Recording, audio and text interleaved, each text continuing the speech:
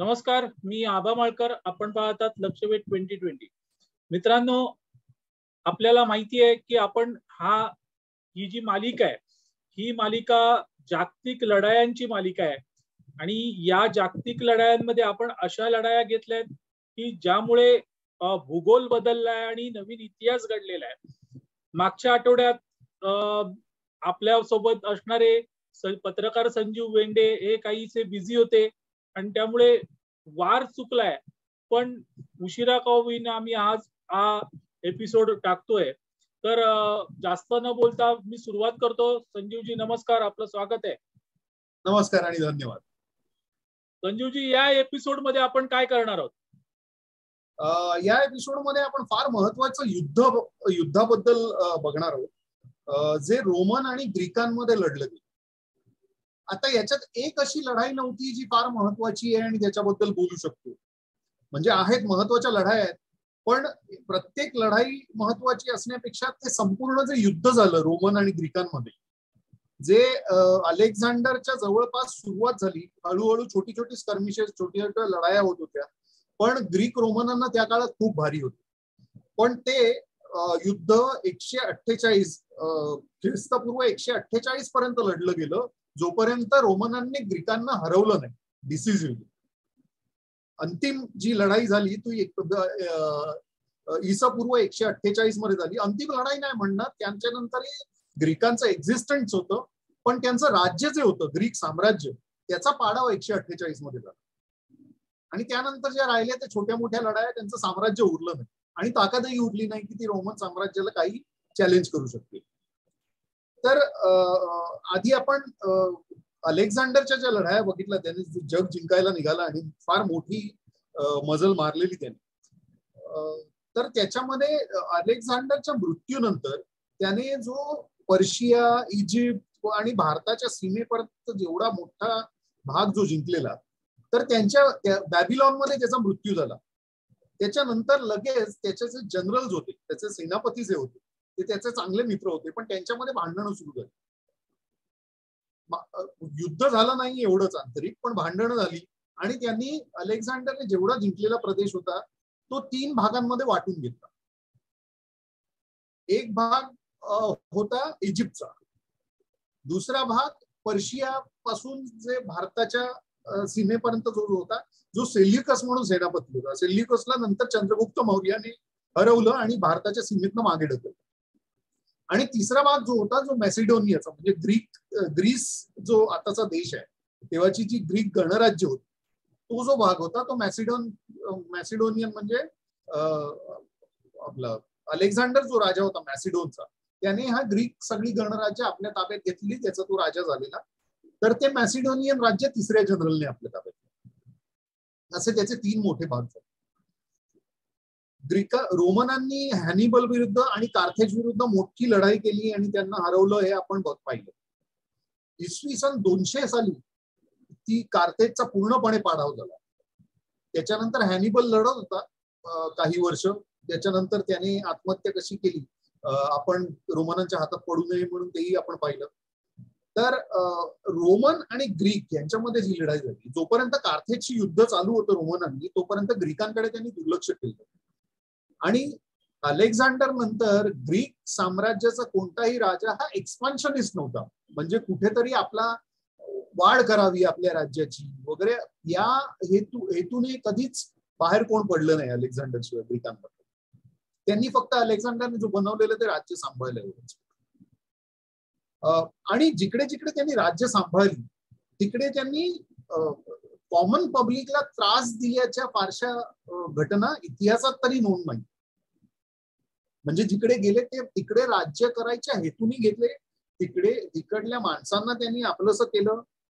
त्यांचे जे सैनिक तिथे राहिले, जे जनरल्स राहिले, त्यांनी लोकल राजांच्या राजकन्यांची लग्न केली, सैनिकांनी लोकल महिलांशी लग्न केली आणि तिकडे घरं वसवली, कुटुंब बनवली. अजूनही पाकिस्तान, अफगाणिस्तान वगैरे अशा भागामध्ये, काही भागांमध्ये अशी माणसं आहेत, अशा काही जमाती आहेत ज्या स्वतःला ग्रीकांचे वंशज मानतात. आणि त्याच्यानंतर रोमन साम्राज्य जसं वाढ व्हायला लागली, तसं रोमनांना कार्थेजला हरवल्यानंतर आता पुढे कुठे रोमन साम्राज्य हे मुळात टेक्निकली फार स्ट्रॉंग होतं. म्हणजे त्यांची वेगवेगळी मशीन्स बनवायची, त्यांचं कन्स्ट्रक्शन जे करायचे, जे बिल्डिंग वगैरे बनवायचे, आणि ज्या प्रकारे ते इन्फ्रास्ट्रक्चर, रस्ते वगैरे बनवायचे, त्यासाठी त्यांना खूप खर्च व्हायचा. आता हा खर्च आणणार कुठून? तर खर्च आणण्यासाठी त्यांना नवीन नवीन राज्य जिंकून घेऊन तिकडचे रिसोर्सेस वापरावे लागायचे. तिकडे सोनं मिळत असेल, चांदीच्या खाणी असतील, किंवा लोखंडाच्या किंवा ब्रॉन्झ अजून कोणत्या खनिजांच्या खाणी असतील, या खाणी, तिथलं अन्नधान्य इत्यादी सगळ्या गोष्टी त्यांना आपल्या सैन्याची काळजी घ्यायला आणि आपलं इन्फ्रास्ट्रक्चर वाढवायला, कन्स्ट्रक्शन करायला त्याची गरज असायची. आणि रोमन साम्राज्य हे पहिलं साम्राज्य आहे मी जगात सांगू शकेन ज्यांनी जे इंग्रजांनी जे जगभर जग जिंकल्यावर जी स्ट्रॅटेजी वापरली ना, की फोडा आणि राज्य करा, तसल्या स्ट्रॅटेजीज रोमनांनी वापरल्या आपल्या काळात. ते पहिल्यांनी वापरायला सुरुवात केली. म्हणजे ब्रिटिशांनी केलं ते काही नवीन नाही केलं, त्यांनी रोमनांची हिस्ट्री वाचून केलं असावं ते बहुतेक. ते कसं ते पुढे सांगतो. तर आपण दोन्ही बाजूचे सैन्य पाहिलं कसं असायचं, जडणघडण कसं असायचं.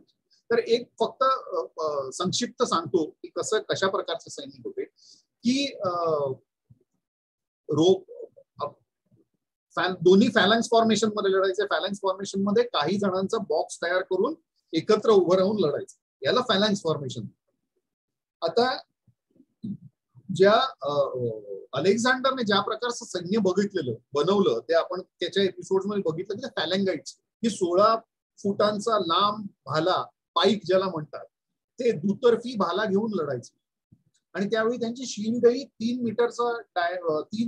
मीटरच्या डायमीटर असलेली असायची, म्हणजे मोठी शिल्ड होती डाव्या हातात, आणि उजव्या हातात भाला घेऊन लढायचे. तर त्यांची जी शिल्ड असायची ती डाव्या हातात असायची, आणि त्याने त्या डाव्या बाजूच्या माणसाला प्रोटेक्ट करायचे त्या ढाली.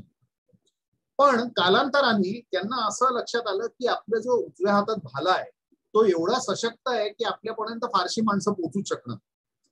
त्यामुळे ती डाव्या हातातली ढाल, त्याचा आकार त्यांनी कमी केला, आणि तो हळूहळू कमी करत करत त्यांनी फार लहान, म्हणजे फक्त हात कव्हर करणे एवढा आणि बाजूच्या माणसाला कव्हर करणे एवढाच त्याचा आकार ठेवला, फारशी मोठी ढाल ठेवली नाही. त्याशिवाय अंगभर त्यांचं चिलखत असायचं, आणि दोन्ही पायांना ब्रॉन्झच्या प्लेट्स असायच्या पायांना प्रोटेक्ट करण्यासाठी.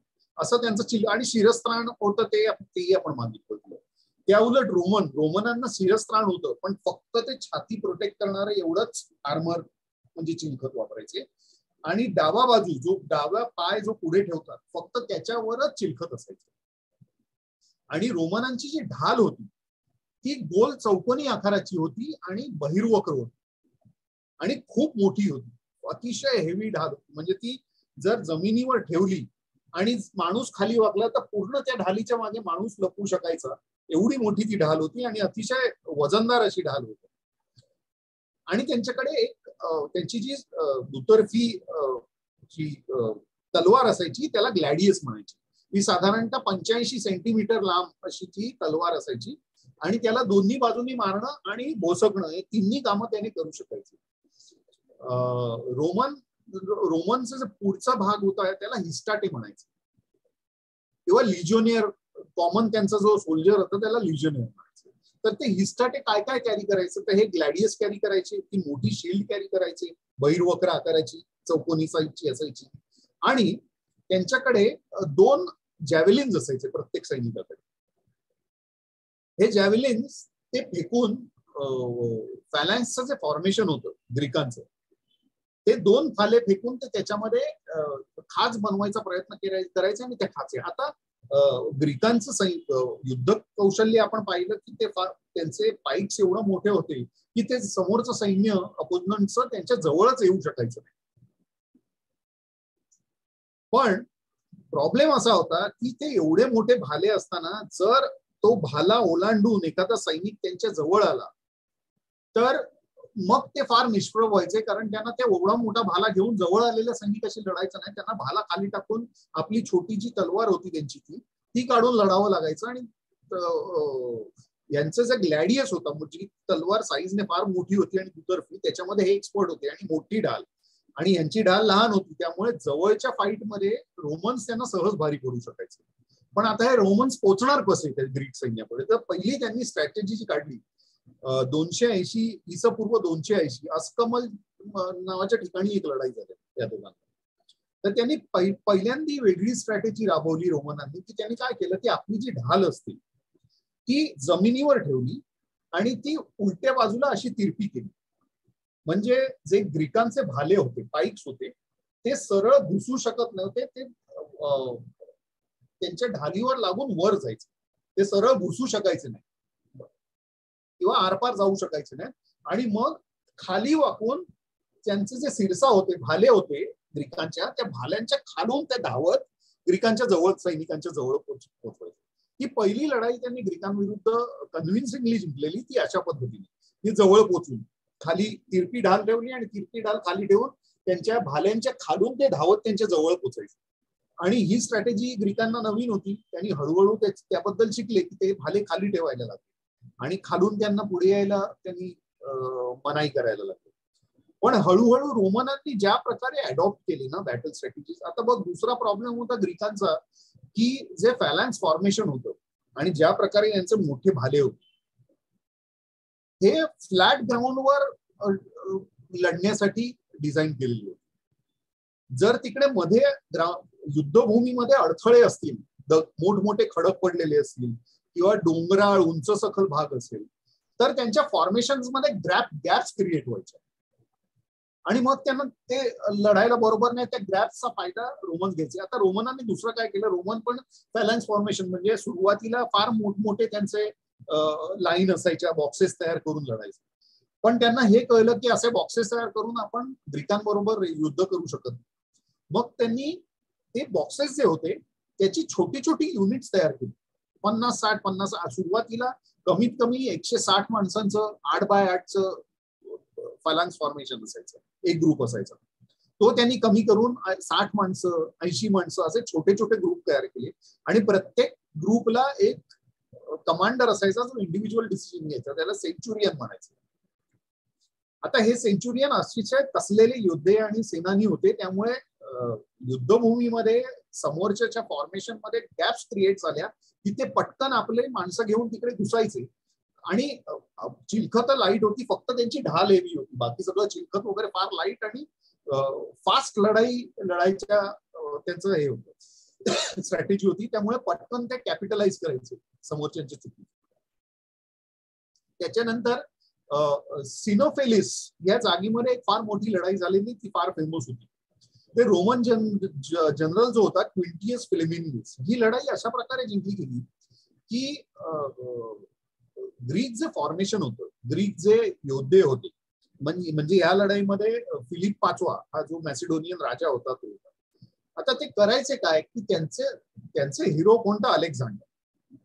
आणि अलेक्झांडर काय करायचा, आपल्या घोडदळाबरोबर स्वतः लढायचा. तर ते जे आहे ना की राजा आपल्या सैन्याबरोबर स्वतः लढतो आणि तो मग हिरो बनतो, तर हिरो बनायची यांना फार खास होती ग्रीकांना. त्यामुळे त्यांचे सगळे राजे स्वतःच्या आपल्या घोडदळाबरोबर होते. पण प्रॉब्लेम त्यामुळे हा व्हायचा की ते अलेक्झांडर फार कुशल सेनानी होता, पण हे कुशल सेनानी बनण्यासाठी नक्की युद्धभूमीवर काय होतंय स्वतः लढत असल्यामुळे त्यांना नजर ठेवता यायची नाही की युद्धभूमीमध्ये काय होतंय. त्या उलट रोमन सेनानी जे होते तेही आपल्या सैनिकांबरोबर लढायचे, पण ते युजली आपल्या सैन्याच्या मागच्या बाजूला एखाद्या हाय ग्राउंडवर घोड्यावर बसलेले असायचे आणि तिकडून ते आपल्या सैन्याच्या हालचाली गाईड करायचे. त्यामुळे त्यांना युद्धभूमीवर काय होतंय याचं जास्ती आयडिया मिळायची. आता ती सिनोसेफलीची जी लढाई झाली त्याच्यामध्ये क्विंटस फ्लेमिनियस म्हणून जनरल होता रोमनांचा आणि फिलिप पाचवा हा राजा होता ग्रीकांचा. तर क्विंटियस हा उंचावरून बघत होता आणि डाव्या बगलेवर दोघांची भिडंत होत होती, तिकडे फॅलॅन्स भारी पडत होती रोमनांना. पण उजव्या बगलेवर ग्रीकांनी बरोबर फॉर्मेशन नाही झालेलंच नव्हतं, कारण घाईघाईमध्ये लढाई ती सुरू झाली. ते फॉर्मेशन झालेलं नाही हे त्याने लक्षात आलं आणि क्विंटियसने उजव्या बगलेवर धडक मारली आपलं सैन्य घेऊन आणि घोडदळ घेऊन. आणि ते फॉर्मेशन ग्रीकांचं फॅलॅन्सचं व्हायच्या आधीच त्यांची धुळधाण उडवून लागली आणि आपण यांना आता भारी पडतोय हे त्याला लक्षात आल्यावर त्यांनी काही तुकड्या जे डाव्या बगलेवर ग्रीक भारी पडत होते आपल्याला त्यांच्या मागच्या बाजूला पाठवल्या. आता पुन्हा ग्रीका फॅलांक्स एवढी मोठी भाला घेऊन लढताना त्यांना उलट वळताच येत नव्हतं. त्यामुळे मागून आलेल्या ह्या 4-5 तुकड्या ज्या होत्या त्यांनाही त्यांना डिफेंड करता आलं आणि अक्षरशः त्यांची कत्तल झाली. अशा प्रकारे ते जिंकले. ही दुसरा प्रकार होता त्यांच्या हातचा. आणि 148 BC मध्ये सरतेशेवटी त्यांनी काय केलं की रोमनांनी मॅसिडोनियन राजे होते जे ग्रीकांचे राजे होते बरोबर, त्यांनी ग्रीक जी जुनी गणराज्य होती त्या सगळ्या लोकांना आणि छोटे छोटे जे राजघराणी होती तिकडचे त्यांना भडकवलं की हे मॅसिडोनियन तुमच्यावर राज्य कसं करतायत. खरं रोमन त्यांच्यासाठी फारच वेगळे होते. रोमन काय त्यांचे राजे नव्हते किंवा त्यांची माणसं नव्हती, पण इंग्रजांनी जसं भारतामध्ये एकमेकांविरुद्ध जातींना भडकवून धर्मांना भडकवून आपसात भिडवून जसं राज्य केलं आणि जगभर तसंच केलं जाती जमातींना भडकवून, तसंच रोमनांनी ग्रीकांबरोबर केलं. त्यांनी अथेनियन्सना सांगितलं की मॅसिडोनियन तुमच्यावर कसं राज्य करतात, किंवा अजून दुसरे होते जमाती त्यांना सांगितलं अरे हे तर तुमच्यावर राज्य करतायत तुम्ही हरवा यांना, आणि त्यांना त्यांच्या विरुद्ध अंतर्गत बंडाळी सुरू केली ग्रीसमध्ये. आणि मग शेवटी असं करत करत अशा लढाया जिंकत जिंकत 148 BC मध्ये त्यांनी पिडना इथल्या दुसऱ्या लढाईमध्ये त्यांना डिसिसिव्हली हरवलं. तर अशा प्रकारे त्यांनी ग्रीकांचा पाडाव केला. पण तो पाडाव केल्यावर ग्रीक नंतर लढत राहिले ही गोष्ट वेगळी. तर ग्रीक साम्राज्याचा मॅसिडोनियन ग्रीसमध्ये जे साम्राज्य होतं ते पिडनाच्या दुसऱ्या लढाईमध्ये संपुष्टात आलं पूर्णपणे 148 बिफोर ख्राइस्ट, ख्रिस्तपूर्व 148 मध्ये. आणि त्याच्यावर आपण म्हणू शकतो की संपूर्ण युरोपावर, दक्षिण युरोपावर रोमनांची महासत्ता स्थापन झाली. अशा प्रकारे हे युद्ध आपण इथे संपवू आणि पुढच्या एपिसोड पासून आपण एक सिरीज लढायांची सुरू करतोय जी जुलियस सीझरची होती. जुलियस सीझर हे नाव कोणी सगळ्यांना माहिती जगात, अगदी क्लिओपॅत्रा बरोबर त्याचं प्रेम प्रकरण, त्याला कसं त्याच्या संसदेत स्वतःच्याच स्वकीयांनीच भोसकून मारलं, पण त्याचे युद्ध तो टॅक्टिशियन एक सेनानी म्हणून किती जबरदस्त होता याची बरीच उदाहरणं आहेत त्याच्या प्रत्येक लढाईमधनं आपल्याला मिळतात. तर आपण त्याची सिरीज करणार आहोत. याच सिरीज मध्ये एक मिनी सिरीज करणार आहोत जुलियस सीझरच्या लढायांची पुढच्या एपिसोड पासून. नक्कीच नक्कीच बेंडे, ही सिरीज आता आपली संपली आणि ही सिरीज खरंच खूप चांगली झाली. अनेक प्रेक्षकांनी असं देखील सांगितलं की त्याचं एखादं पुस्तक वगैरे करता येईल तर बघा म्हणून. तर त्या दृष्टीने प्रयत्न करू आपण त्याचं पुस्तक तयार करता येईल का. हो, आणि इस्रायलच्या सिरीज वर पण बऱ्याच प्रेक्षकांनी सुचवलंय की आपल्या पुस्तक करता आलं तर वगैरे करता आली तर बघा म्हणून.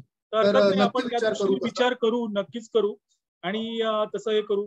तर आपण इथे आलात आणि आमच्या प्रेक्षकांना ही अशी अनमोल माहिती दिली त्याबद्दल आपले खूप खूप आभार. धन्यवाद. मित्रांनो, लक्षवेध 2020 हा चॅनल जास्तीत जास्त लाईक करा, शेअर करा, सबस्क्राईब करा. आपल्या मित्रपरिवाराला या चॅनल बद्दल सांगा. धन्यवाद.